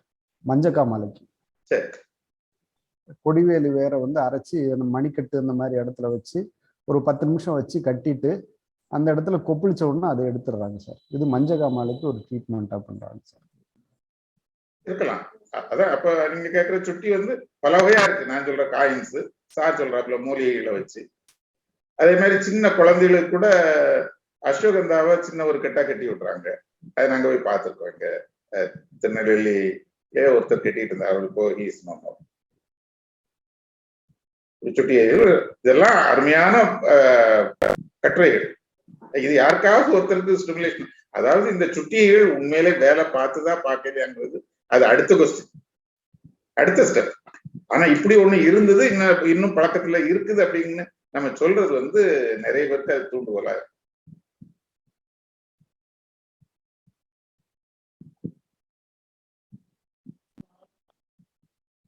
சார் இன்னொரு கொஸ்டின் இருக்கு. சொல்லுங்க. In some traditional practitioners practice external therapy without proper literature evidence. My question is, can we present that? ஆமா, அதைத்தான் நான் இப்ப சொல்லிட்டு இருக்கேன். அதாவது அந்த காயின்ஸ் வச்சுக்கிட்டு எங்க லிட்டரரி எவிடன்ஸ் இருக்கு? இப்ப நான் இந்த உளுந்த மாவு சொல்றேன்னு உங்களுக்கு தெரியும் என்ன லிட்ரேச்சர்ல இருக்கு? நான் பார்த்தா அந்த ஒரு இதுல இருக்கு, அந்த கெட்டுல, அதாவது என்னது ஏட்டு சொல்ல இருக்கு. அதனால வந்து இப்ப அதனால நான் இதை பப்ளிஷ் பண்ணா அது சரியா இருக்கு. ஆனா என்னன்னா அது லிட்ரேச்சர்ல இல்லாததுனால நம்ம லிட்ரேச்சர்ல இருக்கிறத மட்டுமா நம்ம பிராக்டிஸ் பண்ணிட்டு இருக்கோம். லிட்ரேச்சர்ல இல்லாத எத்தனையோ விஷயங்களை நம்ம பிராக்டிஸ் பண்ணிட்டு இருக்கோம். இப்ப நான் என்ன சொல்றேன்னா, இப்போ நெஞ்சு வலிக்கே நம்ம ஓபியில மருந்து இல்லை. அப்ப நம்ம இதுல வந்து இந்த மாதிரிப்பட்டதுல வந்து நீங்க கான்சென்ட்ரேட் பண்ணி இதை ஒரு பேப்பரை கொண்டு வரணும்னு நான் சொல்றேன். நம்ம ஸ்டூடெண்ட்ஸ் அதுல ஏதாவது உதவி வேணா நான் செய்யறேன். இதெல்லாம் கொண்டு வந்தாச்சுன்னா நமக்கு எக்ஸ்டர்னல் மட்டும் இல்லை. இப்போ எக்ஸ்டர்னல், இப்போ நான் இன்னொன்னு சொல்றேன். இன்னைக்கு நெஞ்சு வலிக்கு எக்ஸ்டர்னல் தெரப்பின்னு நீங்க பாத்தீங்கன்னா என்ன இருக்கு சொல்லுங்க. ஏதாவது சொல்ல தெரியுதா நமக்கு எக்ஸ்டர்னலா? ஆனா எங்கிட்ட நெஞ்சு வலிக்கு மயனத்தோலை வாங்கி போடுற பேஷண்ட்ஸ் இருக்காங்க. இதை நீங்க நம்ப முடியுதா? எனக்கும் நம்ப முடியல. ஆனா நான் போன வாரம் மேல ஒருத்தருக்கு இதை போட்டு பாருங்கன்னு நான் சொல்லியிருக்கேன். நான் சொல்ல புரியுதா? அதனால வந்து நிறைய விஷயங்கள் இப்ப மயனத்தளத்தில் நீங்க போட்டீங்கன்னா இது நெஞ்சு வலிக்கு போடலாம்னு போட்டா இல்ல, லிட்டரரி எவிடன்ஸ் இல்ல. ஆனா இருந்தாலும் சில பேஷண்ட்ஸ் யூஸ் பண்ணி, நம்ம சொல்லாமலே அவங்க யூஸ் பண்றாங்க, யூஸ் பண்ணிக்கிட்டு அவங்க நல்லா இருக்குங்கிறாங்க. ஆனா நீங்க இதுல வந்து அது வந்து ஒருவேளை காஸ்டோ கான்ட்ரைட்டிஸா இருக்குமோ அப்படின்னு நீங்க நினைக்கலாம். அது இல்லை. அதை ரூல் அவுட் பண்ணிட்டு தான் நம்ம கொடுக்குறோம். அது காஸ்டோ கான்ட்ரைட்டிஸ் இல்லை, உண்மையாகவே angina patients, certified heart patients. அவங்களே யூஸ் பண்ணிக்கிட்டு அவங்க வந்து சிலர் வருஷக்கணக்காக வாங்கிட்டு இருக்காங்க. சொல்ல புரியுதா? அதனால இது எல்லாமே வந்து மக்களுக்கு போய் சேரணும். இதை வந்து நம்ம மாணவர்கள், பிஜில உள்ள பட்ட மேற்படிப்பு மாணவர்கள் இந்த மேற்பட்ட கருத்துக்களை வந்து எடுத்துக்கிட்டு அவங்க ஆராய்ச்சி பண்ணணும். ஓபியில வரவங்களுக்கு ஒரு 10 பாட்டில் பயணத்தெல்லாம் பிரின்சிபால்கிட்ட சொல்லி வாங்கி வச்சு கொடுக்கணும். நம்ம நெஞ்சுவலின்னு நிச்சயம் வந்துட்டு தான் இருப்பாங்க. நம்ம சித்த மருத்துவத்துறையில ஒரு 30 புத்தகங்கள் மட்டும்தான் வந்து மத்திய அரசாங்கத்தால் அங்கீகரிக்கப்பட்ட ட்ரக் அண்ட் காஸ்மெட்டிக் ஆக்ட் கீழே வரக்கூடிய புத்தகங்கள். அது தவிர்த்து நம்ம சிலபஸ்லயும் நம்ம லைப்ரரிலையும் ஒரு ஆயிரக்கணக்கான புத்தகங்கள் இருக்கு. இதற்கு வெளியில இன்னும் ஒரு 6000-7000 ஓலைச்சுவடிகள் பப்ளிஷ் ஆகாம இருக்கு. அதுக்கு மேல எழுதப்படாத நாலேஜ் மனசுக்குள்ள இருக்கு. செவி வழியா அது நாலேஜ் வந்து சொசைட்டில இருக்குது. ஆக வந்து புக்ல இருந்தாதான் நாலேஜ், அப்படி இல்லைன்னா நாலேஜ் இல்லை அப்படிங்கிறது கிடையாது. அந்த இந்த கான்ஃபரன்ஸ், பப்ளிகேஷன் இது மாதிரி உள்ள விஷயங்களை ஒரு வாய்ப்பா பயன்படுத்தி அந்த அன்டாக்குமெண்டட் ப்ராக்டிசஸ், அதான் ஃபோக் ப்ராக்டிசஸ், அதுகளை நம்ம இதை டாக்குமெண்டேஷன் பண்றதே ஒரு மிகப்பெரிய சோசியல் சர்வீஸ் தான். கண்டிப்பா இதெல்லாம் பண்ணலாம். இப்ப ஃபாயர் இனாசிமுத்து ஃபாயரு அது மாதிரி 2-3 புத்தகங்கள் போட்டிருக்காங்க பெரிய பெரிய வால்யூம்ஸ்ல. புரியுதா? ஃபோக்லோர்ல என்னென்ன இருக்குது அப்படின்னு அவங்க பண்ண ஆராய்ச்சியில. இப்ப பாண்டிகுமார் சார்லாம் எனக்கு அப்துல்லா சாஹிப் வீடை பார்க்கணும்னு ரொம்ப நாள் ஆசை. மெட்ராஸ்ல உள்ள யாரையாவது சொல்லி அப்துல்லா சாஹிப் வீட்டை போட்டோ எடுத்து அனுப்புன்னு நான் 10-20 வருஷத்துக்கு முன்னாலே கேட்டேன். ஆனா பாண்டிகுமார் சார்கிட்ட நான் பேசிட்டு இருக்கேன். அவர் சொன்னார், சார் நாங்க தேடி போனோம், நசீமுத்து ஃபாயருக்கு ஆர்டர்ல நாங்க போனோம், அந்த இடமெல்லாம் கண்டுபிடிக்க முடியல, நிறைய பேருக்கு அவரை தெரியல. ஆனா எதனாலன்னா அந்த அவர் இருந்த ஸ்ட்ரீட் ஃபுல்லாவே வந்து ஹக்கீம்ஸ் இருந்த இடம். அதுல அவருக்கு புத்தகத்திலே வந்து சொல்லியிருப்பார், ஒரு ஹக்கீம் எனக்கு பக்கத்துல ரொம்ப பெரியவர், ரொம்ப பிராக்டிஸ் உள்ளவர், ஆறுமுகச்சந்திரத்தை பல பாட்டுல போட்டு வர நோயாளிகளுக்கெல்லாம் அதை மட்டும்தான் கொடுப்பாரு. நோயாளிகளுக்கு தெரியாது, அது வெறும் ஆறுமுகச்சந்திரன் தான். ஆனா அவருக்கு தெரியும், எனக்கும் தெரியும். ஆனா வந்தவங்க எல்லாம் சாப்பிட்டு சரியாயிட்டு அவருக்கு பயங்கரமான பிராக்டிஸ் அப்படின்னு அப்துல்லா சாஹிப் எழுதியிருப்பாரு.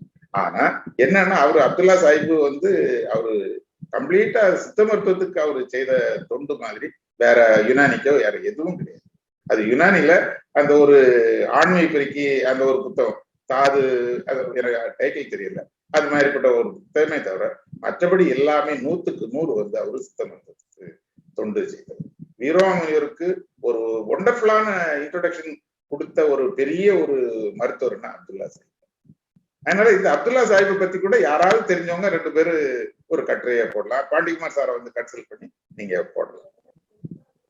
அதே மாதிரி ரமணன் சாரை பத்தி போடலாம். இப்ப ரமணன் சாரை பத்தி எல்லாம் நான் எழுத போறேன். ஆனா நான் ஒரு 4-5 லைன் தான் எழுதுவேன். ஆனா அவங்க எல்லாம் ரொம்ப இந்த காலத்துல இருந்த பெரிய மாபெரும் சித்தர்கள். இப்ப தியாகராஜன் சாரை பத்தி ஒரு கட்டுரை போடலாங்க. தியாகராஜன் சாருக்கு கான்ட்ரிபியூஷன் ஃபார் சித்தா மெடிசன் என்ன, இப்ப ஜெயபிரகாஷ் நாராயணன் சாருக்கு கான்ட்ரிபியூஷன் என்ன, வேலுச்சாமி சாருக்கு கான்ட்ரிபியூஷன் என்ன அப்படின்னு நிறைய, அதாவது நமக்கு இப்ப நம்ம மைக்கேல் ஜெயராஜுக்கு கான்ட்ரிபியூஷன் என்ன, வீரபாபுக்கு கான்ட்ரிபியூஷன் என்ன, இப்படி எல்லாம் நீங்க போடுற நேரம் அது பெருகிட்டே போகும். அவங்கள பத்தி பேசுற நேரம் உங்க புகழும் பெருசாகும். அதனாலதான் நான் சொல்றது வந்து நம்ம மற்றவங்களை ரொம்ப புகழ்ந்து பெருமையா பேசணும், அதை பேச பழகிக்கிட்டோம். நீங்க எவ்வளவு யாரு உங்களை பத்தி அவதூறா பேசினாலும் நீங்க எல்லாரையும் பெருமையா பேசுறதுக்கு பெருமையா இருக்கு. அதனால சித்த மருத்துவர்களா இப்ப மாணவர்கள் வந்து ஏதாவது ஒரு ஆசிரியரை பத்தி கூட, நல்ல ஆசிரியர், அவருக்கு தொண்டு என்னன்னு நீங்க எழுதலாம். இப்போ நம்ம காலேஜ்ல இருக்கவங்களை எழுதுனா பரீட்சைக்கா காக்கா பிடிக்கிறதுக்கு எழுதுனான்னு சொல்றோம். அப்படி இல்லாம நீங்க வந்து நான் சொல்றேன்ல, இப்ப ஜெயபிரகாஷ் நாராயண் சாரை பத்தி எழுதலாம், வேலுச்சாமி சாரை பத்தி எழுதலாம், தினகரன் சாரை பத்தி எழுதலாம்.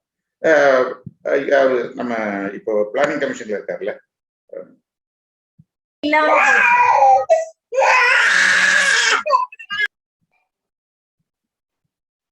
குமார் சாரா சார்? MA குமார்? இல்ல நம்ம பிளானிங் கமிஷன்ல ஆமா ஆமா டாக்டர் சிவராமன் சார், சிவராமன் சாரை பத்தி எழுதலாம். நான் சொல்றது புரியுதா? இப்போ மைக்கேல் ஜெயராஜை பத்தி எழுதலாம். மைக்கேல் ஜெயராஜுக்கு கான்ட்ரிபியூஷன் ஒண்டர்ஃபுல் கான்ட்ரிபியூஷன். வீரபாபு பத்தி எழுதலாம். நான் சொல்றது புரியுதா? நம்மளுக்குள்ளே நிறைய பேர் இருக்காங்க நீங்க பத்தி எழுதுறதுக்கு. அதனால தயவு செய்து மாணவர்கள், நீங்க யாராவது பத்தி ஒருத்தரை எழுதி ஒரு கட்டுரையை சமர்ப்பிங்க, நீங்க பார்ட்டிசிபேட் பண்ணுங்க. அதே மாதிரி நீங்க உங்களுக்கு என்ன ஹெல்ப் பண்ணாலும் முதல்ல ரெஜிஸ்டர் பண்ணுங்க. ரெஜிஸ்டர் பண்ணிட்டு நீங்க வாங்க. வந்தீங்கன்னா எல்லா வகையான உதவியும் நான் எங்களால செய்து தர முடியும். மீண்டும் சந்தேகங்கள் இருந்தா நீங்க தனியா அப்புறம் டாக்டர் ஜோசப் தாஸ் அவர்களையோ என்னையோ தொடர்பு கொள்ளலாம். கண்டிப்பாக நீங்க மாணவர்கள் செய்ய வேண்டியது முதல்ல ரெஜிஸ்டர் பண்ணுங்க. அப்புறம் வந்து ஒரு அப்ஸ்ட்ராக்டை தயார் பண்ணி அனுப்புங்க. அனுப்பிட்டு ப்ரெசன்டேஷன் பண்ணி அந்த ஒரு எக்ஸ்பீரியன்ஸ் உங்களுக்கு கிடைக்கட்டும். அதுதான் இந்த வெபினாரோட முக்கியமான செஷன். அப்புறம் இன்னொருத்தர் ரெக்கார்டட் செஷன் அவைலபிள் அப்படின்னு போட்டிருக்காரு. ஆமா, இந்த ரெக்கார்டட் செஷனை நாம மறுபடியும் யூடியூப்ல போடுவோம். நீங்க மறுபடியும் பார்த்துக்கலாம். இதை அட்டென்ட் பண்ண முடியாதவங்க பார்த்துக்கலாம். அதுக்காக யூடியூப்ல போடப்படும். சார் முடிச்சுக்கலாமா சார்? அப்போ ஆமா, நீங்க நினைச்சீங்கன்னா முடிச்சுக்கலாம். போதும்னா முடிச்சுக்கலாம். ரொம்ப நன்றி அமுதன். அதே மாதிரி வலைத்தமிழுக்கும் நீங்க சொல்லிருங்க. நன்றி. ஆமா சார். ஸோ இந்த முதல்ல இந்த ஆடியன்ஸுக்கு தான் நன்றி சொல்லணும். 50, 60, 70 பேர் போல 170 பேர் ரெஜிஸ்டர் பண்ணியிருந்தாங்க. ஆனாலும் ஒரு 70 பேர் இதுல பிசிக்கலா கலந்து கொண்டார்கள். அவர்களுக்கு முதல்ல நான் வந்து நன்றியை தெரிவித்துக் கொள்கிறேன். அவர்களின் அந்த ஆர்வம் தான் அவர்களை வந்து முன்னேற்ற பாதைக்கு அழைத்து செல்ல போகிறது. இந்த ஆர்வம் அப்படியே நீங்க கான்ஃபரன்ஸ்ல ரெஜிஸ்டர் பண்றதும், அப்ஸ்ட்ராக்ட் ப்ரிப்பேர் பண்றதும், பிரசன்டேஷன் வரைக்கும் இதை அப்படியே எடுத்துட்டு போங்க. எந்த தொய்வும் இல்லாம எடுத்துட்டு போங்க. உங்கள் நண்பர்களுக்குள்ள 2 பேர் 3 பேர் சேர்ந்து கூட நீங்க ஒரு பேப்பர் பிரசன்ட் பண்ணலாம். அதனால இது ஒரு வாய்ப்பா நீங்க பயன்படுத்துங்க அப்படின்னு தான் நான் கேட்டுக்கொள்கிறேன். ஆடியன்ஸுக்கு ரொம்ப நன்றி தெரிவித்துக் கொள்கிறேன். அப்புறம் ஃபாதர் டாக்டர் இக்னாசி முத்து அவர்கள் அவங்க பிஸி ஷெட்யூல்ல இந்த வயதான காலத்திலும் வந்து அவர்கள் ஒரு சிறிய ஒரு வாழ்த்துறை தெரிவிக்கணும்னு வந்திருந்தாங்க. அவங்களுக்கும் நம்ம நன்றியை தெரிவித்துக் கொள்கிறேன். ஏன்னா அவங்க சித்த மருத்துவத்தின் மேல் செய்த தொண்டுகள்லாம் ரொம்ப நிறைய இருக்கு. அதை பத்தி நம்ம பிறகு சொல்லலாம். நிறைய புத்தகங்கள் பப்ளிஷ் பண்ணியிருக்கிறாங்க. இதை வந்து உலகளாவிய எடுத்துட்டு போறதுக்கு நிறைய பேருக்கு PhD கைடு அது மாதிரி கைடு பண்றாங்க, நிறைய பண்ணிட்டு இருக்கிறாங்க. அவர்களுக்கு நான் நன்றியை தெரிவித்துக் கொள்கிறேன். அப்புறம் ஒரு டாக்டர் பாண்டிகுமார் அவர்கள் மிக சிறந்த பிரசன்டேஷன். நான் சொன்ன மாதிரி 20 நிமிஷத்துக்குள்ள அதெல்லாம் பிரசன்ட் பண்ணவே முடியாது. ஒரு நாள் முழுவதும் இருந்து பேச வேண்டிய விஷயத்த 20 நிமிஷத்துல பிரீஃபா ரொம்ப குறைந்த அளவுல எளிமையா சொல்லி கொடுத்தார்கள். மிக மிக நன்றியை தெரிவித்துக் கொள்கிறேன். அப்புறம் நமது பேராசிரியர் டாக்டர் ஜோசப் தாஸ் சார் அவர்களுக்கு மிக்க நன்றியை தெரிவித்துக் கொள்கிறேன். நாம உரிமையோடு அவர்கள்ட்ட சந்தேகங்களை கேட்டுக்கலாம். அவர் ஒரு அந்நியர் அப்படி கிடையாது, நம்ம பேராசிரியர். அதனால அவருக்கு அந்த கடமை இருக்கு, அவர் உரிமையும் இருக்கு, நமக்கு கேட்கறதுக்கு உரிமை இருக்கு, அவர் நமக்கு சொல்லித்தரதுக்கு கடமை இருக்குது. அதனால மாணவர்கள் பாளையங்கோட்டையில இருக்கிறவங்களோ யாருனாலும் சரி கண்டிப்பா அவங்கள பயன்படுத்திப்பாங்கன்னு நான் நம்புறேன். ஐயா உங்களுக்கு நன்றி. இந்த கான்ஃபரன்ஸை நீங்க முனைப்படுத்தி நடத்துறதுக்கு உங்களுக்கு நன்றி தெரிவித்துக் கொள்கிறேன். அப்புறம் நம்ம வலைத்தமிழ் டீம் திரு பார்த்தசாரதி அவர்கள் மற்றும் திரு சுரேஷ் அவர்களுக்கு நான் என்னுடைய இந்த மக்கள் சித்த மருத்துவர்கள் சார்பாக மனமார்ந்த நன்றியை தெரிவித்துக் கொள்கிறேன். ஏன்னா அவங்க இந்த சப்போர்ட்டு, இந்த மீடியா பார்ட்னரா இருந்து எல்லா வசதிகளையும் நமக்கு செஞ்சு கொடுத்துருக்குறாங்க. அதனால இப்போ இந்த செஷனை இப்போ முடிச்சுக்கலாம். நீங்க அடுத்து எல்லாரும் இந்த கான்ஃபரன்ஸுக்கு ஒரு பேப்பர் ப்ரெசென்ட் பண்றதுக்கான எல்லா ஆயத்தமும் செய்யுங்க. ஏதாவது சந்தேகங்கள்லாம் யாரை வேணாலும் தொடர்பு கொள்ளலாம். நாங்கள் உதவி செய்யறதற்கு தயாராக இருக்கிறோம். நிறைவு செய்யலாம். நன்றி, வணக்கம்.